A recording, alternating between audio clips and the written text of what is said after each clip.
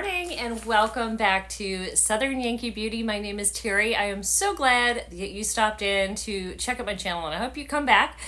So I am doing some 2024 makeup trends, and this was a really interesting video to do some research on because you tell me if you're going to see what I did, but I found two sources. I found a Glamour report and I also found a Zoe report.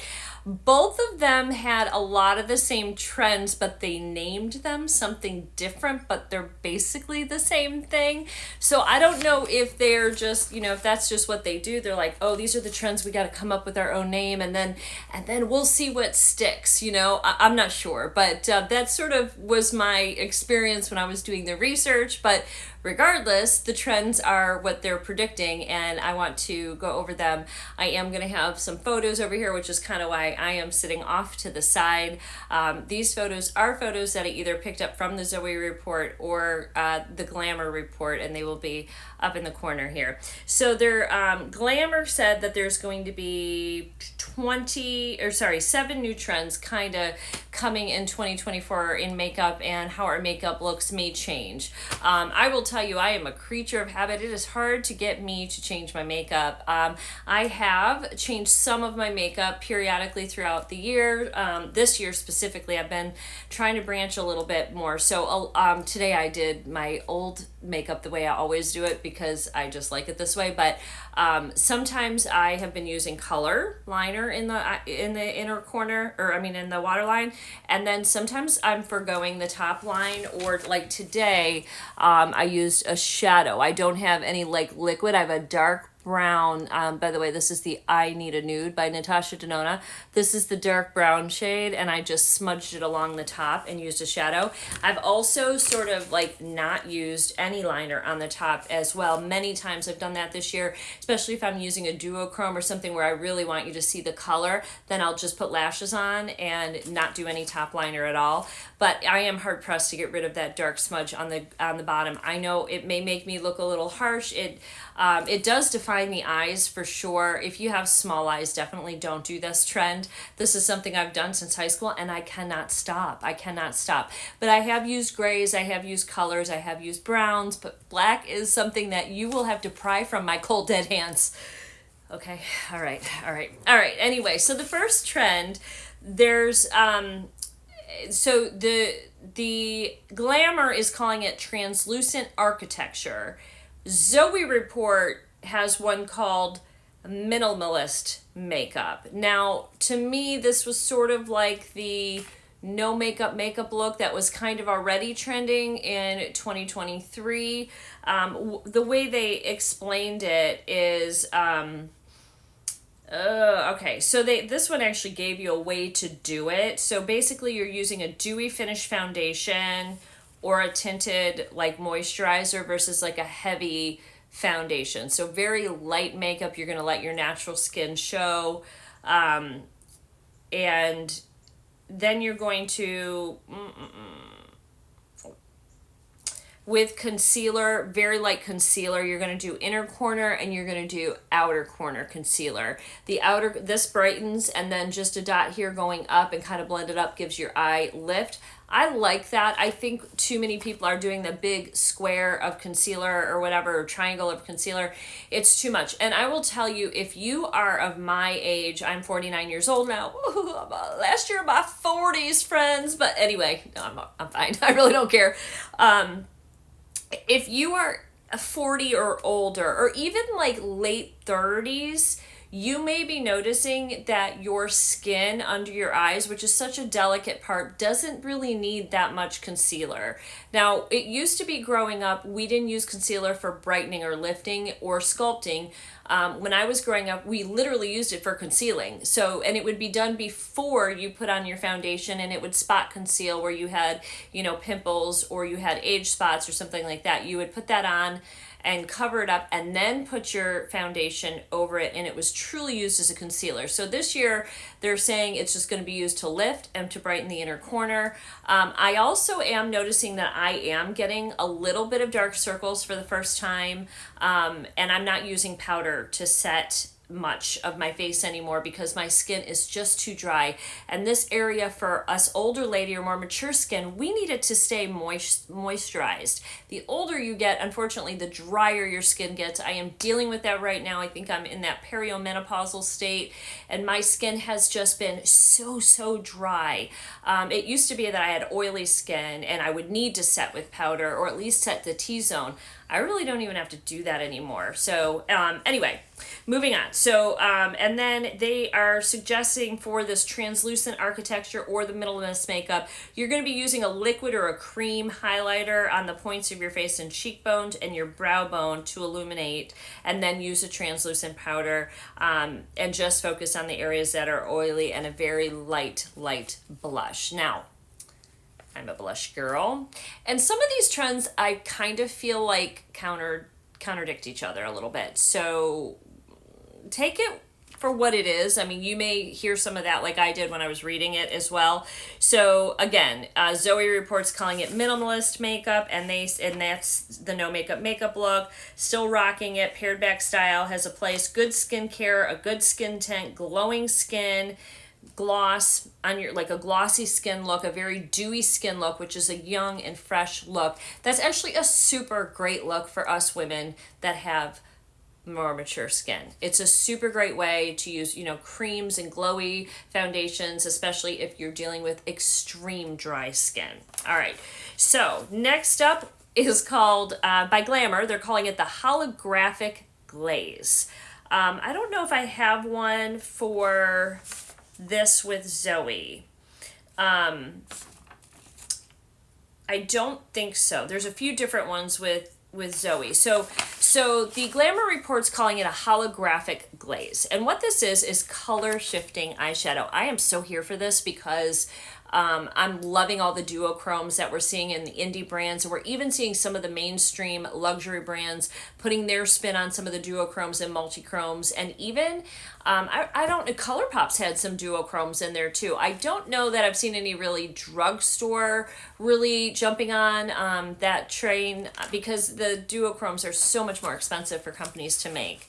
And that would jack the price up for drugstore. So, but it says that, so not only color shifting eyeshadow, but color shifting highlighters. We did see this sort of come into play sort of at the end of 2003. I know Jeffree Star has been doing the color shifting highlighters for a while, but now they're really picking up. I just did one in the look, the Winterberry Cold Makeup Girl look. I used a pink color shifting highlighter.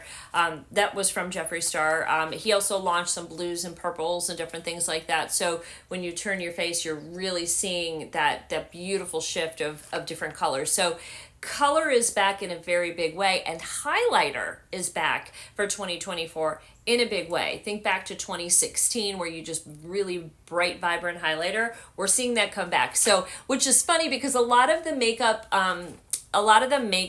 channels that I follow had pared down heavily, and they're just going with like a soft glow, which is beautiful. That's kind of what I have today. I don't have a very strong highlight, but sometimes I want a really strong highlight. And so to know that the duochrome shadows and the color shifting highlighters are coming back, I am here for it because I feel like it gives you permission to play and to have a little bit more fun with maybe something that might be a little bit out of your comfort zone. And let's see. So a couple of palettes that they recommended was the Pat McGrath Mothership Utopian Dreams palette, which is a great palette because you can use that on the face or on the eyes, and it does. Sorry, you'd think with all the years that I've been filming, I would remember to put my thing on airplane mode. I don't. I forget all the time. So we were talking about the holographic glaze and the color shifting eyeshadows and the highlighters. So they said also Pat McGrath Mothership Utopian Dreams, Danessa Merrick's Infinite Chrome Flakes, really any of Danessa Merrick's Lightworks palettes too. They didn't mention this, but those, the flakes are really textured. I don't like those, but her duochrome and multichrome Lightworks palettes, out of this world. And in fact, her first Lightworks palette has those beautiful, they have like the strawberry moon, and there's like a green, a strawberry, a gold, and a blue shifting highlighter, really pretty. And then I also wrote down the Makeup by Mario, the Metals palette, gorgeous. for more of a holographic type of effect. And then for the highlighters that ship, Jeffree Star has some really great ones. I'm sure there's others, but I know he has some, and Danessa does as well.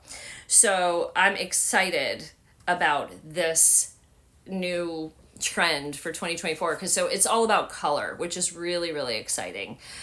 Color and highlighter, those are the two things that are really going to come in strong for 2024. All right. Number 3 is a retro red lip. I have a hard time. I love this, but I have a hard time with it. I'm gonna play with some of my red lips. I just have one here that I just threw out, which is the Fenty Beauty red lip, and it's a beautiful blue, deep blue red, which is much better for people that don't have perfectly white teeth like myself. So if you use a red and you use a blue toned red, it's gonna make your teeth look whiter. If you use an orange tone red, it's going to make them look yellower. So keep that in mind. It's fine if you can pull off the orangey red, great, but I can't. I don't even know if I could when I was 20, let's be honest, all right? So, but the red lip, the retro red lip, think like kind of a pinup girl with the red lip, or hair up and the big pouty red lips. 90s nude lips have been reigning supreme the past few years, but a classic red is making a comeback, bold, sexy, and ready to revamp. So that's an interesting one. I have a problem with it because I have little fine lines. I'm older, I have mature skin. So if I can't find a red lip that like literally dries completely down and stays put through like eating and drinking, that is not going to work for me. I could probably put a red lip on for a little bit and look good.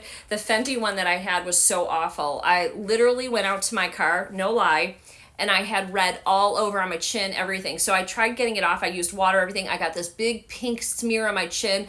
I had to run into Walmart kind of like this, holding my face. And I had to buy foundation and cover it up because it stained my skin and would not come off. And it looked so bad. So I'm much more into the neutrals these days. I used to wear like a berry. I will wear pinks and mauves to some extent, but like a nude mauve and a nude berry kind of colors, those are better for me. So I don't know if I'm on the train for the red lip, but I think some of you will pull it off absolutely beautifully. And I do think it is beautiful. You see Lady Gaga, she has the big bold red lips. Taylor Swift wears the big bold red lips. I just can't because I have mature skin and I have lines, and that lipstick goes right up in it and makes a huge mess. So and then, all right, there's some weird ones in here. Okay, so here's another one. This is interesting, and this is one where I do think we have a similar vibe from Glamour and from the Zoe report. So Glamour calls it AI inspired flush, and then the Zoe report is calling it a flushed femme. Okay, so I think they're pretty much the same thing. So this is all about the blush, all right? So blush is getting bigger and bolder. This I'm here for. So now we talked about how like that no makeup, right? Where you're going to be a real light blush with highlight and glow, and that's one style of a trend that is going to be happening. But another trend is going to be big, bold blush, and I'm loving that. So the term draping the blush has become understood as a wearable trend now. So you're going to see I have it today a little bit. Your blush is draping up through your temples, or it's meeting up to the eye. I just did that pink blush look with the Winterberry look. If you haven't seen that video, you can watch that. You're also going to see it kind of going across the bridge of your nose or on the tip of your nose. And they're saying it gives you a robotic e-girl effect, and again, even connected to your eyeshadow. And then the flushed femme from the Zoe report is really the same thing, but what they're saying is softer pastels. So you're going to see soft pinks and peaches and lavenders to give you that really flushed, healthy skin glow. So blush is going to be more in your face. It's not going to be subtle. It's going to be in your face. So we're going to have I don't know if you do all these trends at once, but like, are you going to do a big blush and then also a holographic highlight? I don't know. That might be a little bit. I would say stick to the trend, pick one trend and that you like and try it. Don't try to do all the trends at once, or you may end up looking like a clown. Okay. This one is the 5th one is called Blackberry Lips. Now, I think that this is coming from, there was like, I think, was it Clarins or Clinique has like a Blackberry lipstick, like it was like a, it was a really popular color, but this is a little different. So this is more like the Addams Family, like Wednesday from the Addams Family and Goth Glam, and the Goth Glam effect kind of had a baby, okay? So the Zoe report is calling it soft goth, all right? So these are kind of the same thing. So what this is dark and extra vampy makeup, and it's lining the lips in some ways with like a very dark liner, a dark brown or a dark black outline, and then and giving yourself a black base that guarantees you get the darkness you want, especially if you are of a darker skin tone. So I don't think I can do, I've done a dark lip line for like an ombre look. That's a different trend. We're going to get there. But this is like a full black liner and filling it in. The soft goth from the Zoe report is instead of a black liner, you'll use reddish tones or deeper like Merlot. I could probably do more of that type of a trend with the vampy red look, kind of in a Victorian era. The My Dream palette has those really beautiful burgundies, and I think that that palette would be really beautiful with a really dark Merlot lip. Really pretty. So yeah, so we're gonna see a little bit more bold and goth, soft goth, whatever, Blackberry Lips coming out. I'm curious if you've seen this yet, if any of you have seen any of these trends yet. This next one I don't think I like, and I've never been one to put red around the eyes. I never put red on the bottom, or because that makes you just look sick. I don't care what color eye color you have. I feel like the only one that can maybe somewhat pull it off is brown eyes, but I don't like red underneath the eyes. But this is a little different than a red eye. I did see Samantha March did a matte eye, all red. Looked great on her with green eyes. I can't pull that off. I just can't with my dark blue eyes. But she, I wrote on here, it says don't be afraid of it, and I literally wrote, I'm afraid. So basically, you're going to use it, but just on the upper lash line, and you can use like a red like liner on the upper lash, or just a little bit of red just out here in the corner, or added to the wing for a little bit of detail. So it's called I See Red is the trend. I don't know if we're really going to see this as a trend, but this is what they're expecting. And it does say putting color on your lower lash line or under your eyes will make you look sickly.